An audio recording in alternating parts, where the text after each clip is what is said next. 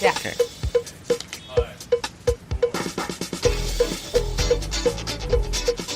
Hey everybody, we are back.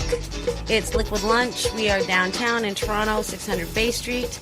I am filling in for the unflappable Hugh Riley, who is filling in for Chris Telford, our tech manager. And I'm really happy to introduce everybody to Timothy Spearman. He has been doing a lot of really interesting stuff with film and other things. So, Tim, why don't you just tell us a little bit about yourself? Sure. Begin. Yeah. Probably, I've been at it for about 30 years, writing, and I'm a multidisciplinary teacher, taught lots of different things over the years. So I try to find what's really going on, I guess you could say, what the truth of things actually is. So I've done a lot in that area. And we used to have a show here called Shaking a Spear, which was taken from the story related to Shakespeare and where he comes from. Pallas Athena, the spear shaker, as she was known, was the goddess of Greek drama. Yeah. And so she always shook her spear at the twin serpents of ignorance and vice. Nice. And so it was thought that through drama and the art of theater, people would become enlightened, and by teaching them and instructing them through theater, they would chase away the serpent of ignorance and the serpent of vice. So William Shakespeare, this was I guess you could say, a pen name that was employed by the Earl of Oxford and the team of good pens. It wasn't a one-man effort. It was a group of very bright people, the Tudor princes leading the whole effort. Queen Elizabeth, unbeknownst to many, had illegitimate children. Yeah.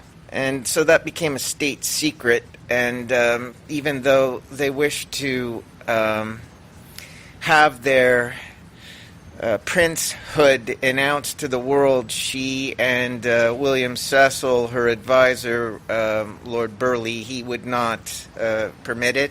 She would not permit it, so it remained a state secret, and it's been a state secret ever since. But Francis Bacon and Edward de Vere, the Earl of Oxford, were half-brothers, and their mother was Queen Elizabeth I.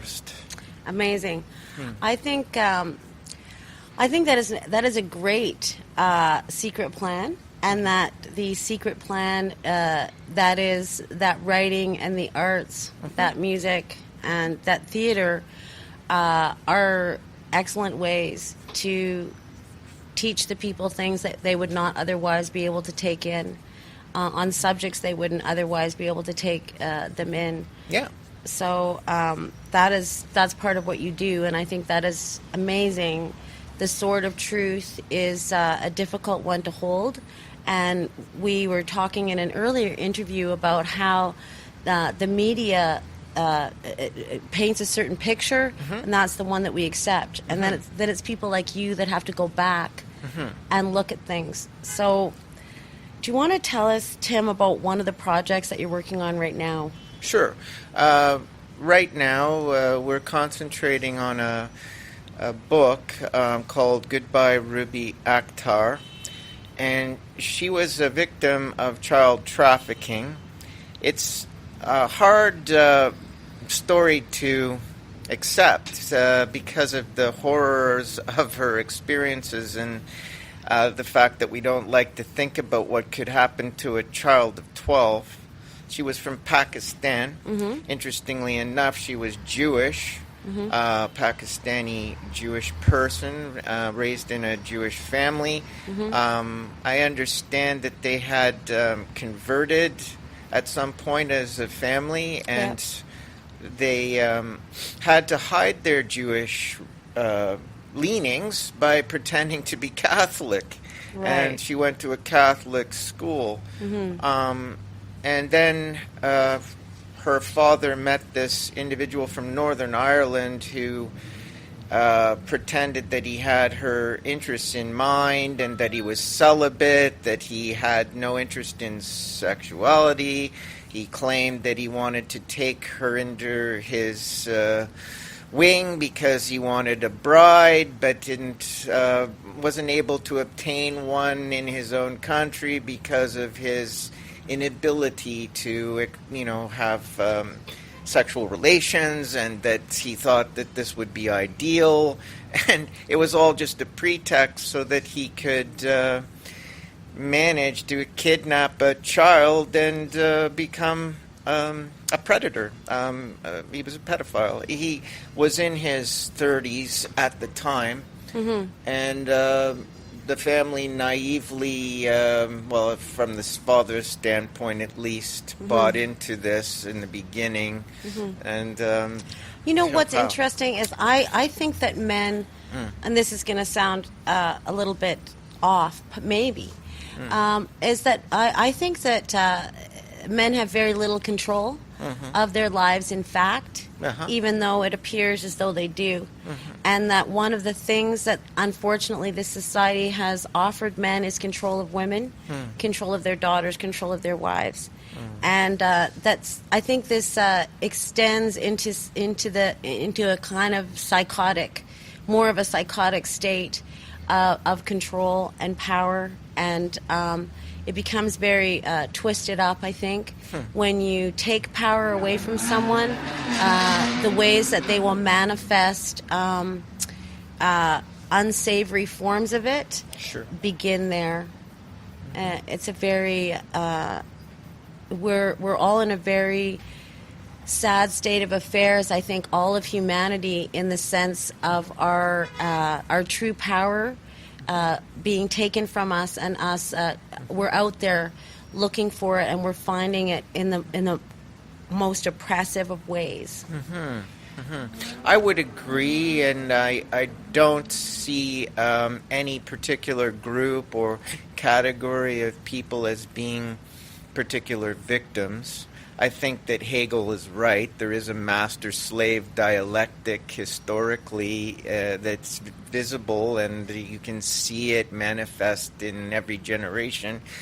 Some group seems to be the victim, and then the category changes and they become the perpetrator of the oppression, the oppressor. And then so this is an ongoing problem, and where do we resolve it and how? We have to liberate ourselves from this master-slave dialectic, and I think Nietzsche was misread. I think he was trying to find that solution, that liberation, through his teachings, through his writings. Interesting. I think that's what his aim was. He would have been very upset to see how his work and his teachings had been hijacked and had led to Nazi Germany. I think his intention was quite otherwise. Yeah. Well, the problem is that when you deconstruct something, as you're saying, what's the solution to that? So we can deconstruct these power structures, and we can see where it's false power, but we have to go really far back in our history to be reminded of our human values and our real power, which is sharing, giving, and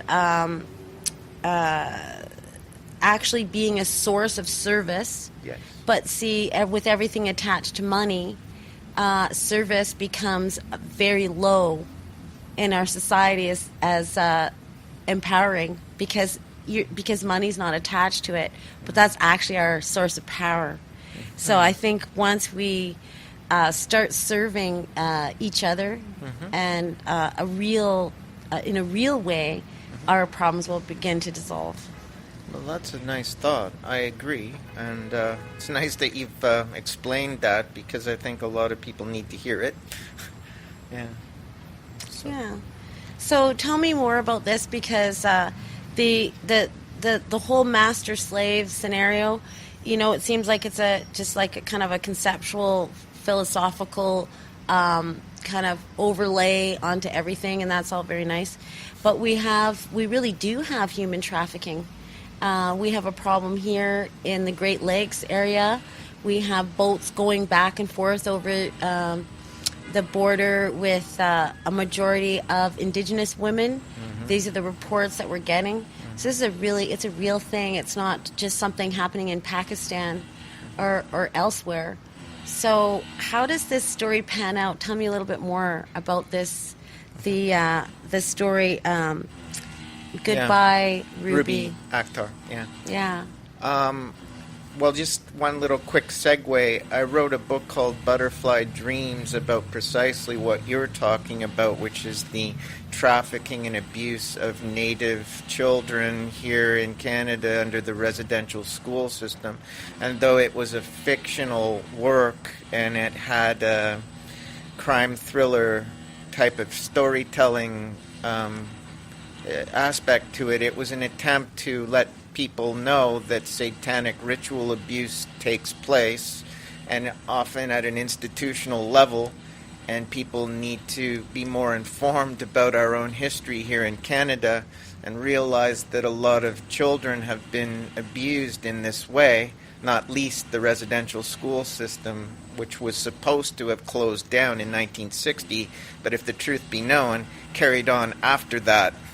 And the abuse continues to this day, and the same targeted individuals are victimized right up to the present.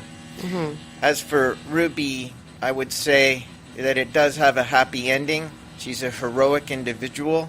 If she's not the reincarnation of a great figure of history, that is Tia Tefi, the queen, an Israelite queen that ended up going to Ireland, then let's just say that somehow she's fulfilling that role of being a great Irish folk hero that's going to be instrumental in improving the state of affairs in Ireland and in Europe as a whole. Wow. She's extraordinary.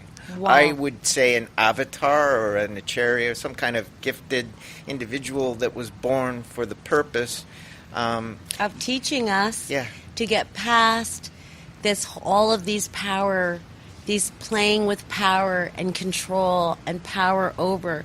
It's a kind of an illness that we have. It's a consumptive illness, and I feel as though we're just going to become so sick of this way of gaining power and experimenting almost with what it is that we can do.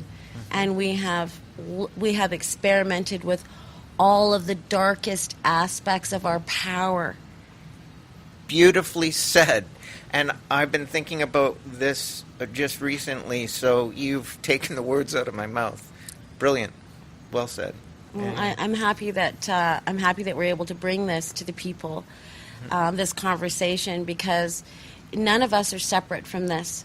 We're all working out the darker aspects. It's power. It's all we have. And so when we start to move into the lighter aspects of that, we will have learned those lessons forever, and that will be gone. So this is all we can say about all of these darker things that are happening. So tell me more about this woman. What is she doing right now? Right now she's meeting with the European Parliament to discuss her case and to make them more aware of the problem of child trafficking, which is rife in Britain. There's a tremendous number of African children that are being brought into Britain and from other locations in the developing world. And unfortunately, some of them have been found to have been victimized in voodoo ceremonies in the UK and other such horrors. And there are these pedophile networks operating within the UK, and they seem to have a satanic element. Not to suggest that all of them may have that connection, but I would certainly say that I've found evidence to show that some of them do. Yeah. Many of them. Well, again, we're going to have to, there's a really important word called, it's courage. Okay? We really have to figure out how to to have our own courage, because it's our own lack of courage that makes us revere those that we fear. Mm-hmm. And so while we continue to actually revere that which makes us feel fear, this is not going to stop. That's a very good point. For example, we refer to Mengele, Joseph Mengele, as Dr. Mengele. Doctor means teacher. So we have to reform our way of thinking and expressing ourselves. He's not a doctor. If that is a teaching for humanity, then it's precisely the wrong message to send. And so why can we even think of calling him a doctor? He's not a doctor. He's a fraud. And whatever credentials he managed to acquire were acquired, and what did he do with them but commit crime?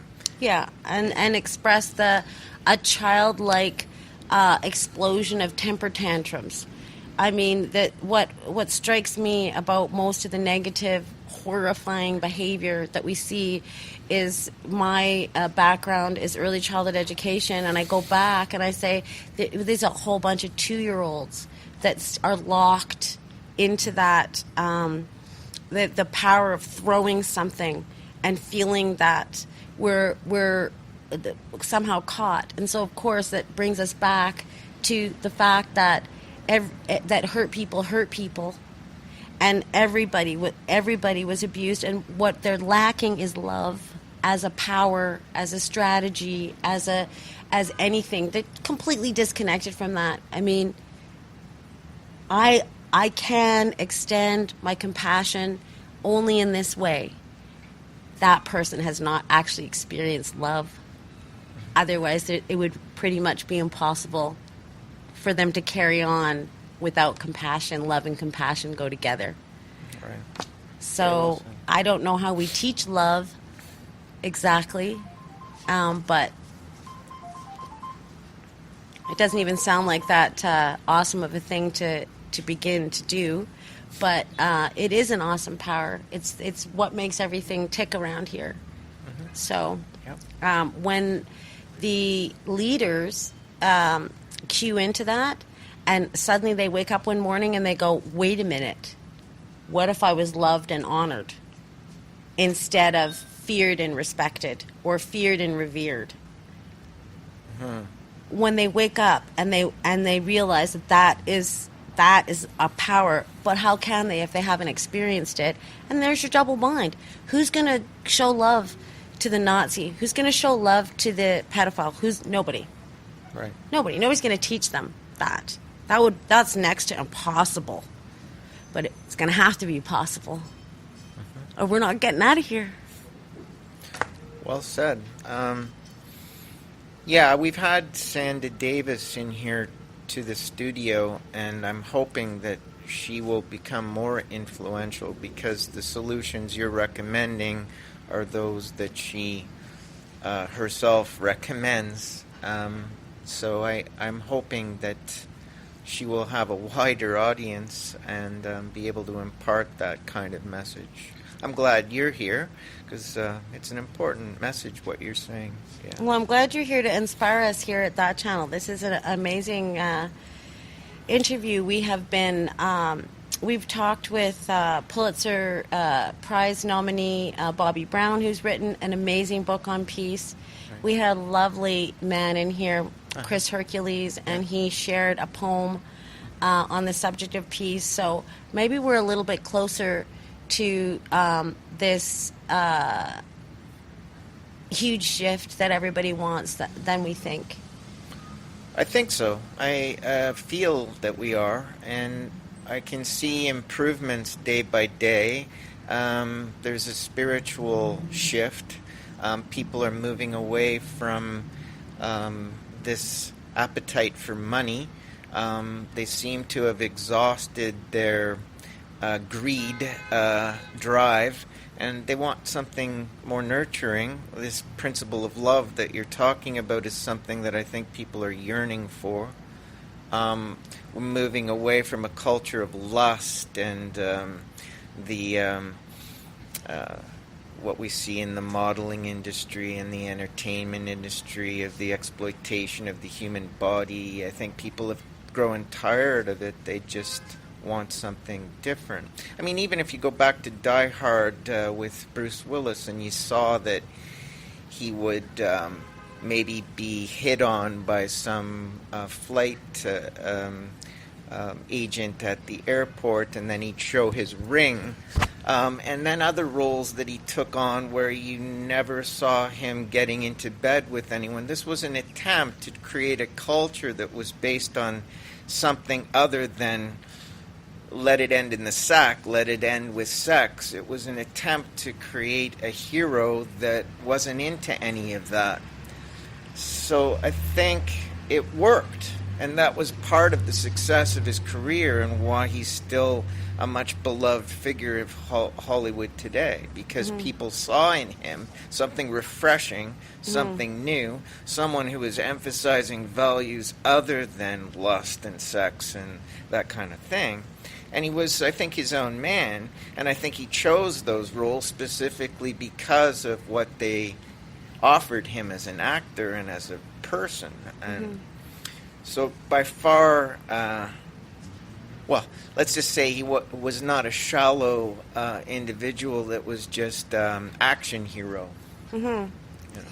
Well, I hope that we are going to move into wanting to have real satisfaction and eternal bonds. And there's a whole bunch of things that we don't even consider. Because we're so attached to instant gratification right now in my life. So who knows what will happen, but we can only get better. We can only progress.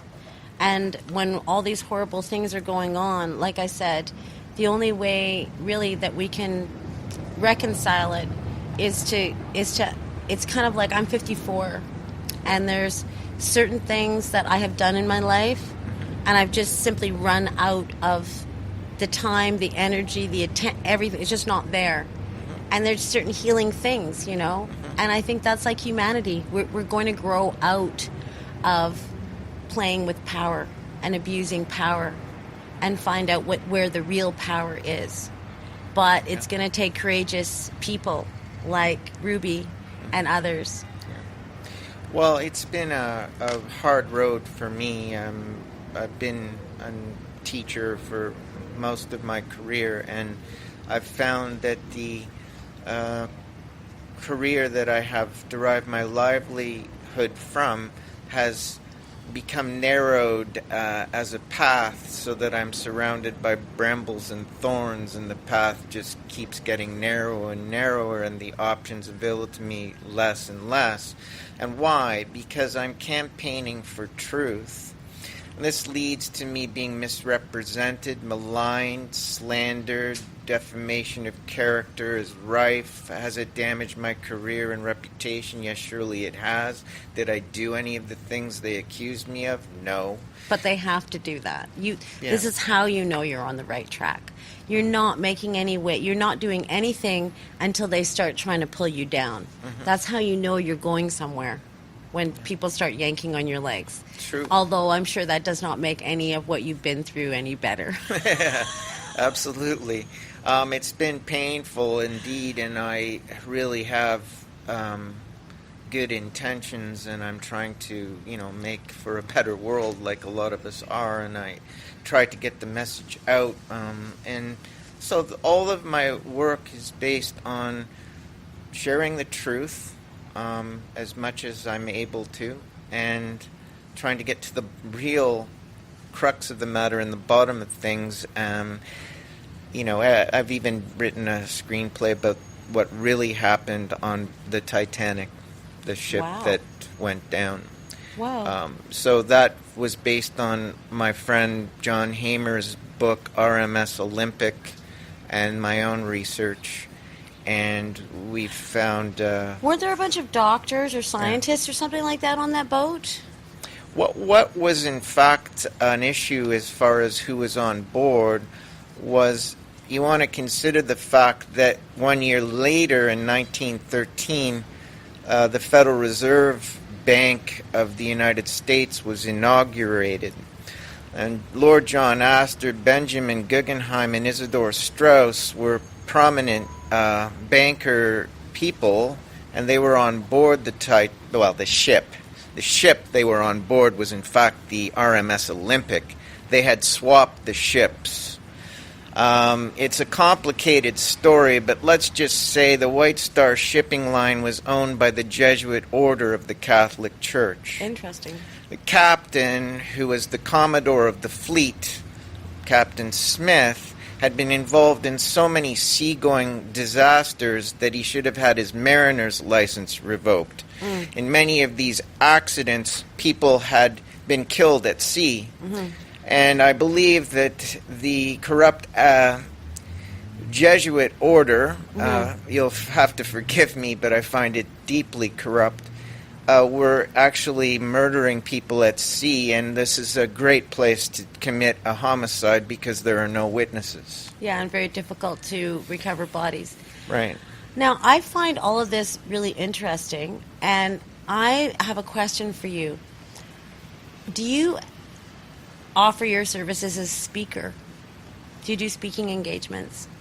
I would say that I would love to do that. I'm a good... How do people get in touch with you if they want you to speak on some of these topics that you have researched that are amazing? Because the whole Titanic thing sounds like a whole another 911. Yeah. Oh, yeah. Could be huge. Yeah. Well, they can reach me by contacting me, I guess, by email. Apollo Spear, the god Apollo, Spear, at yahoo.com. And that's APOLLOSPEAR at hotmail.com. At Yahoo. I knew that. At yahoo.com. Yes. Wow, that was interesting little memory lapse in 1 second. So Apollo Spear at yahoo.com, and then people can have you come and educate them and open their minds up, and they might learn a little bit something about history, for one thing. Yeah. My background is philosophy. I got a PhD in philosophy back in 1999. It was a failed thesis that was later reevaluated by a professor emeritus at McMaster University. And he was in the medical ethics department and in the philosophy department. And he was a remarkable professor, and I sent him the thesis, and he said, well, it's a groundbreaking work, and it would recommend a school of thought. I expect to see Watsonians debating about this in the future. That's my real name, you see, Watson. And so Timothy Spearman is my pen name. I see. So he then recommended it for publication, and it was published. After that... And what is the topic of this failed thesis? Well, it was eventually reevaluated and given a PhD by the Intercultural Open University of Amsterdam. It's called The Ethics of Timelessness. Ethics of Timelessness. Yeah. Okay. It's on a scale in terms of comparison with Hegel's phenomenology of spirit. It's exactly that scale of philosophical and historical conceptualization. So you've got a very, very big brain in there, don't you, Tim? Well, you know what? I'm just an ordinary guy who just became passionate about different subjects, and because I'm passionate, I explored them, and I have an abiding passion, and I get very excited about things, and I don't think a particularly gifted person with the IQ.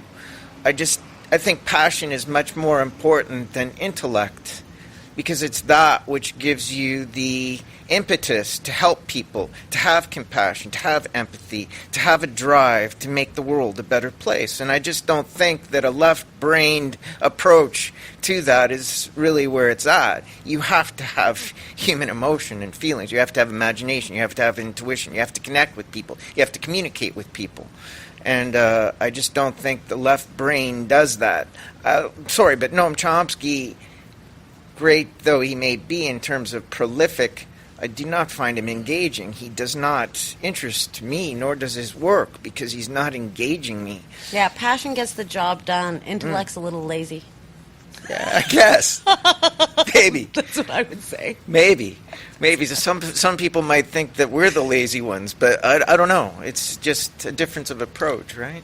Well, I think sometimes I wonder about whether or not that the greatest people and the greatest leaders are just people that really have a lot of time on their hands. A lot of time on their hands.